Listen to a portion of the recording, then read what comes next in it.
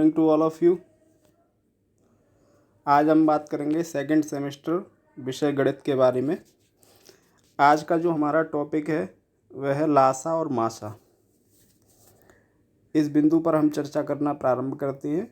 कुछ चीज़ों को इसमें जो डिस्कस किया गया उनके बारे में बात करते हैं। लासा मासा क्या है, कैसे ज्ञात किया जाता है, इन सभी के बारे में बात करेंगे। लासा और मासा में अगर सबसे पहले हम लासा को समझते हैं, ठीक है। तो लासा क्या है?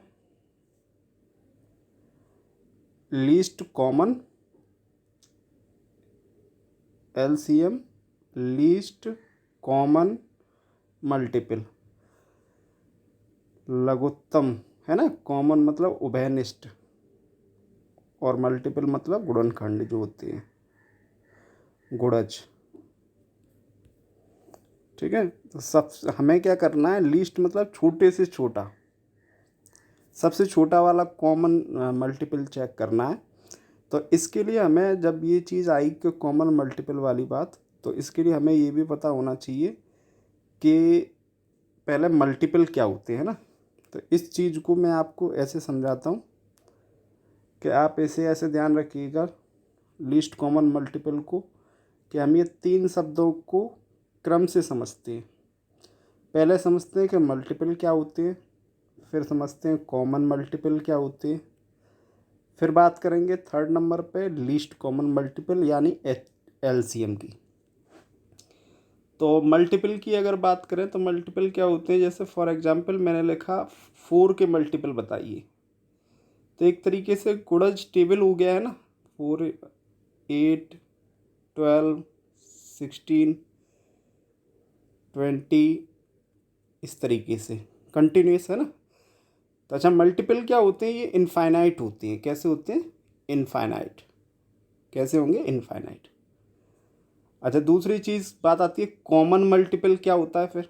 तो मान लो हम 3 के मल्टीपल हैं और 4, दो संख्याएं हैं जिनमें कॉमन देखेंगे। तो 3 के मल्टीपल लिखे आपने, 3 दूनी 6, 3 त्रिका 9, 3 चौक 12, 15, 18, ऐसे करके आपने लिखे 3 के मल्टीपल। 4 के लिख लो, 4, 4 दूनी 8, 4 तिया 12, 4 चौक 16, 4 पंजे 20, ऐसे 4 के लिख लिए। अब बात आती है कॉमन की। तो इन दोनों में एक जैसा क्या है? 12। तो 3 और 4 का एक कॉमन मल्टीपल 12 हो गया, ठीक है। अब बात आती है लीस्ट की। तो जैसे 12 के बाद 3 और 4 का जो कॉमन मल्टीपल मिलेगा वो मिलेगा 24। 12 के बाद क्या मिलेगा? 24। तो लेकिन हमें चाहिए लिस्ट वाला। तो 12 और 24 जो कॉमन मल्टीपल हैं, इनमें लिस्ट कौन सा है छोटे से छोटा? तो वो है 12। तो 3 और 4 का एलसीएम क्या हो गया? 12, है ना। इस तरीके से हम एलसीएम समझ सकते हैं। इसी प्रकार हम बात करते हैं एचसीएफ की। एचसीएफ में क्या है? हाईएस्ट कॉमन फैक्टर लिखा हुआ है शब्द। एचसीएफ में क्या लिखा हुआ है? एक सेकंड रुकिएगा। एचसीएफ में लिखा है हाईएस्ट कॉमन फैक्टर। तो इसमें हमें फैक्टर को समझना होगा। तो मान लो मैंने 4 के फैक्टर किए, तो 4 के फैक्टर आए 1, 2 और 4। ऐसे समझ लो इन्हें कि किस किस से भाग जाएगा 4 में, वो सब लिख दिए मैंने।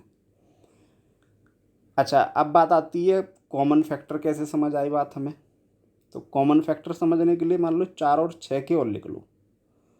तो 6 के फैक्टर लिखे हमने 1, 2, 3, 6, ठीक है। इन सब का भाग 6 में चला जाएगा। कॉमन की बात आई तो हमने कॉमन देखा क्या है इन दोनों में? कॉमन 1 और 2 है। लेकिन एचसीएफ जब पता करते हैं हम, अब ये तो हो गया, देखो पहला फैक्टर हो गया कि फैक्टर क्या होते हैं, तो ये फैक्टर कर दिया आपने दोनों के। फिर बात आई कि कॉमन फैक्टर क्या होते हैं, तो आपने ये कॉमन लेके बता दिए। अब बात आती है कि हाईएस्ट एचसीएफ क्या है फिर? हाईएस्ट कॉमन फैक्टर, यानी इनमें बड़ा कौन सा है। तो 1 और 2 में बड़ा कौन सा है? 2। तो 4 और 6 का एचसीएफ कितना हो गया? 2, ठीक है। इसी प्रकार अब बात करते हैं एचसीएफ और एलसीएम ज्ञात करने की विधियों की। तो लासा ज्ञात करने की 2 विधि हैं आपकी, अभाज्य गुणनखंड विधि और भाग विधि। और मासा ज्ञात करने की अभाज्य गुणनखंड विधि और सतत भाग विधि। इनके बारे में एक एक एग्जाम्पल की सहायता से हम जो है देखते हैं इनके एग्जाम्पल किस तरीके से हल करे जाएंगे और फिर आगे चर्चा करते हैं। ये एग्जाम्पल है आपका अभाज्य गुणनखंड विधि से लासा ज्ञात करना। प्रश्न लिखा है हमारे पास 117, 221 और 234 का लासा ज्ञात कीजिए। हमने क्या किया, 117 के गुणनखंड किए और ये विधि कौन सी, अभाज्य गुणनखंड। तो अभाज्य गुणनखंड विधि में क्या है, 117 के फैक्टर कर लो आप ऐसे, ठीक है। तो मान लो सबसे पहले 2 से शुरू करते हैं, तो चूंकि ये एक विषम संख्या है तो 2 का भाग नहीं जाएगा। फिर 3 से ट्राई किया हमने, 3 सत्ते 3 त्रिका 9, कितने बचे यहाँ पर 2, 3 नेम 27। फिर 3 से किया, 3 त्रिका 3 एकम 3, 3 त्रिका 9 और फिर लास्ट में 13 से चला जाएगा। तो ये मल्टीपल आ गए इसके, है ना, वो फैक्टर। ऐसे ही आपने 221 के ट्राई कर लो, ऐसे ही 234 के कर लीजिए। तो ये सारे करने के बाद फिर आपने क्या करना है, जब लासा लेते हैं ध्यान रखना है ना, दोनों के लिए एक एक लाइन बता रहा हूँ आपको। लासा और मासा के लिए ध्यान रखना, जब लासा लेंगे तो आप क्या करेंगे, हर किसी अंक को एक बार स्थान मिल जाए, ठीक है। या फिर इसको लिखने का एक सरल तरीका बताता हूँ मैं आपको साथ में यहीं, इसको ध्यान रखना। चलो इसको, इससे आसानी पड़ेगी थोड़ी सी। देखो इसमें क्या है, ये पहला वाला जो था इसके लिए सामने लिखता हूँ। इसमें 3 कितनी बार आ रहा है, 2 बार।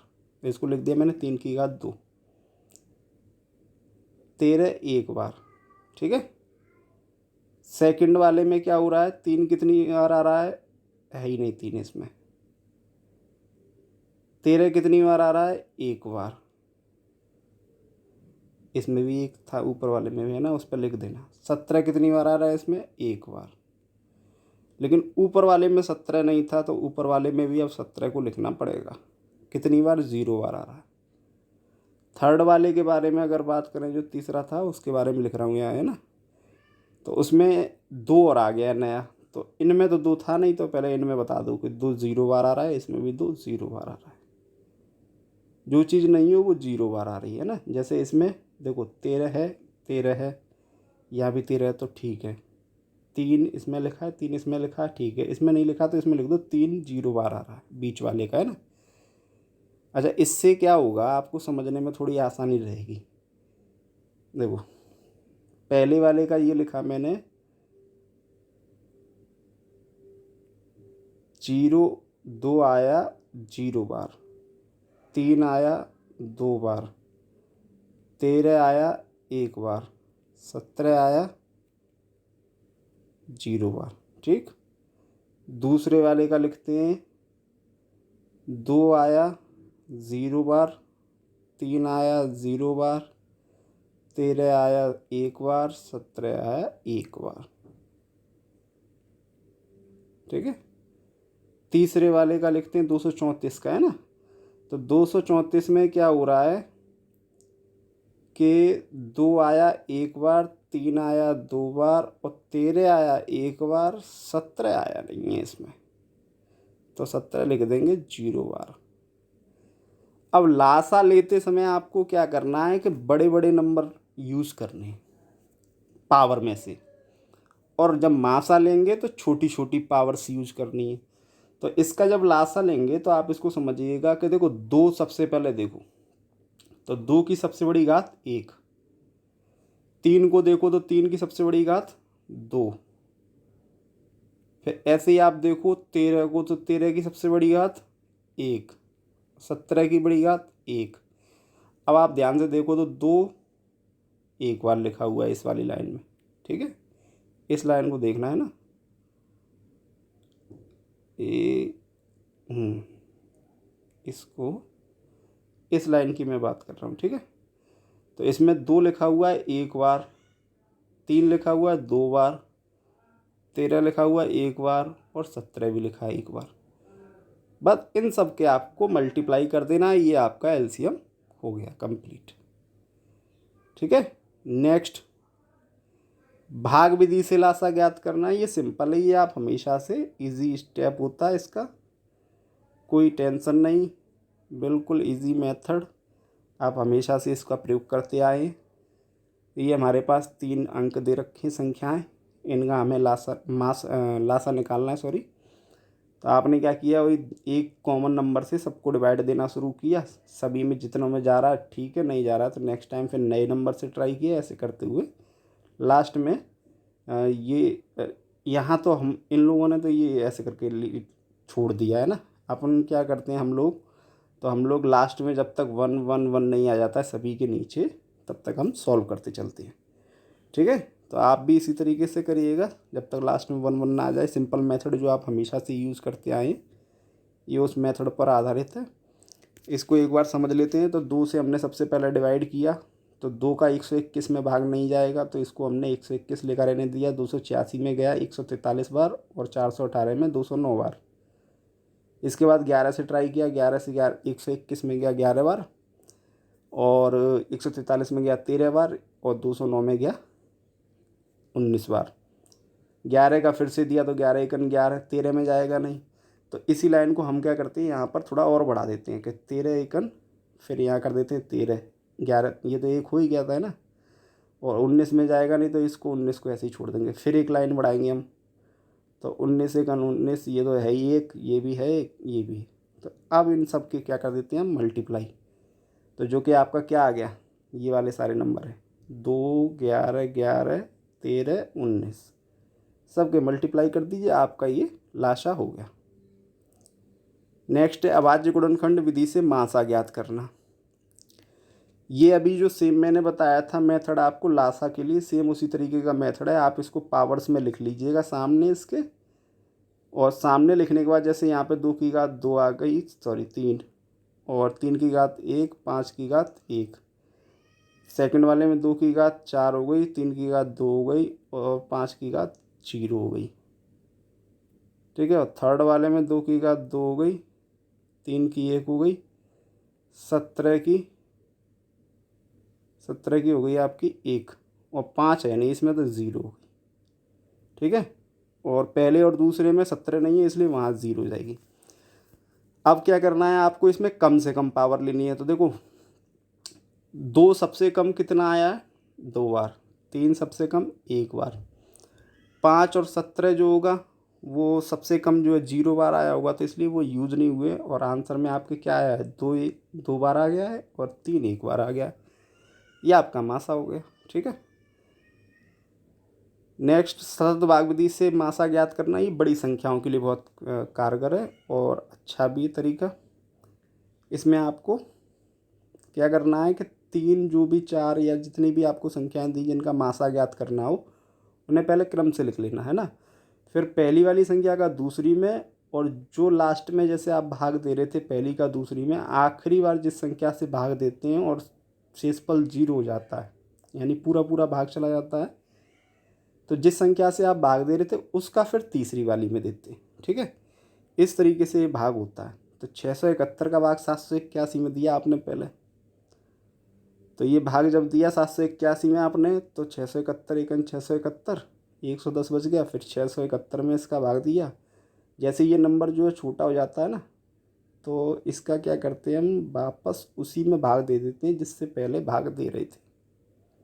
इस क्रम में ये चलता है, इसीलिए इसका नाम सतत भाग विधि रखा गया, क्योंकि ये कंटिन्यूस चलता है। यहाँ डेसिमल वगैरह का कोई मतलब नहीं है, ना पॉइंट आना कभी, है ना। अब जैसे लास्ट में आपने 11 बार भाग दिया, 11 ढाई 110, मतलब 11 एकन 11, और 0 का 0 नोट कर दिया, तो 11 से आपने आखिरी बार भाग दिया तो शेषफल 0 हो गया।